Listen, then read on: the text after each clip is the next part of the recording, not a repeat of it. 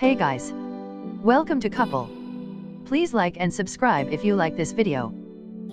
Welcome to your living room, the latest battleground for tech companies vying for your allegiance. What started as Amazon staking its claim with the Echo line of smart speakers now includes competition from Google and Apple, too. It's not just tiny smart speakers, either. All three companies have launched hi-fi systems in the past few months in an attempt to appeal to audiophiles. But while the Sonos One with Alexa and the Apple HomePod have mustered a ton of press since their debuts, the Google Home Max hasn't picked up quite as much traction. It's not that the Home Max is underwhelming, it's just that the Sonos One is surprisingly affordable, while the HomePod launched to much fanfare because it's Apple's first foray into the smart speaker space. For its part, Google has focused on extolling the benefits of machine learning in the Home Max. This time it's being marketed as Smart Sound, and it's the special sauce that enables the Max to tune itself to any room. But it's still a work in progress, and whether it's doing anything that's discernible to the human ear is up for debate. How Smart Sound works: Smart Sound has as much to do with the hardware as the machine learning engine that's programmed into it. Smart Sound is often referred to as what makes the Google Home Max speaker smarter than its smaller siblings, the Home and Home Mini, but that hardly explains what's happening under the hood. Smart Sound's main component is a feature called Room EQ, which was designed to help mitigate muddled sound resulting from nearby walls and objects. Room EQ uses each of the Max's 6 onboard microphones to measure the low frequencies of the music playing. Those measurements are then fed to a machine learning model that adjusts the bass output so that the sound is balanced relative to its environment. Room EQ is made possible entirely by a machine learning algorithm, which Google trained by placing the device in thousands of different demonstration rooms and real-life homes provided by the employees enrolled in the company's dogfooding program. We collected an immense amount of data throughout the whole product development cycle, explained Francis Cui, the lead acoustics engineer, who helped design the microphone and speaker systems on the Home Max. This data was used to help determine everything about the Max, including how it performed in different temperature environments and whether it could still hear commands at the loudest volume. Even tuning the speaker's sound involved hard quantitative data. Having a seamless listening window for the Google Home Max required a lot of measurements from different angles, different heights, said Cui. No one just stands in front of the speaker. People are walking around and living their life in their home, and we wanted to make sure it sounded balanced no matter what angle you're at in front of the Google Home Max. Can Smart Sound make music sound better? A screenshot from Google's promotional video for Smart Sound in the Home Max. Some audio professionals aren't entirely sold on the idea of machine learning as the cure-all for bad room acoustics. Ethan Weiner, author of The Audio Expert, Everything You Need to Know About Audio, compares the Max's Smart Sound feature to digital room correction, DRC, which relies on the same concept of digital filters to help reduce noise and increase fidelity.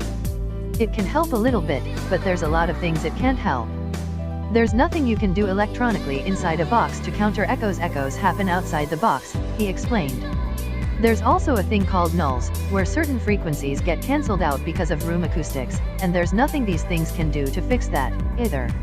Weiner is also suspicious about the lack of specifications available on the Max's audio capabilities.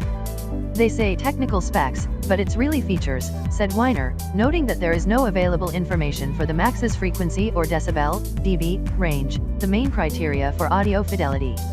He later clarified in an email what an appropriate listing would look like by sending over the owner's manual for another high-end speaker. It says the speaker is uniform, within 1.5 dB over most of its range. Then at the top of the second page, it shows that it's 3 dB softer at 49 Hz and 22 kHz. The only important thing missing is the amount of distortion. Most consumers don't need all the rest shown, though savvy consumers would want that. Weiner said Mackie's owner's manual provides the kind of thorough specifications every hi-fi stereo should flaunt. Less skeptical about Smart Sound's abilities is Daniel Rothman, a machine learning engineer who has programmed AI for audio processing and is currently working on a project in collaboration with Dynaudio A/S and Aarhus University in Denmark. AI definitely promises us better audio processing technologies that are more flexible and situationally aware, he wrote in an email.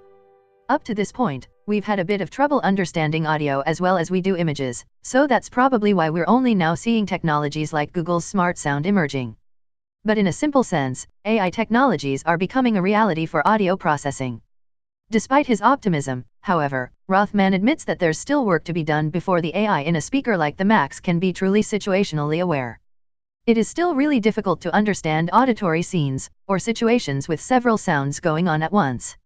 So for now, we deal mostly with the broader idea of a sound profile or fingerprint from which we can choose a processing setting. As for whether audiophiles will ever find a smart speaker like the Google Home Max a compelling product, Rothman thinks it will take time. As techniques improve in the future, I think they will start to like it. Buy it because it's smart. The Google Home Max's smart sound is certainly smart. Google poured a ton of research into the product in an effort to help make it stand out from its competition. But whether there's a keen difference between the Max and other hi-fi speakers is as of yet interminable. Fortunately, it has plenty of other worthy features to rely on, most notably its integration with the Google Assistant. And if you've seen the wave of Make Google Do It commercials, then you may have realized it's the main reason to consider buying one of these speakers in the first place.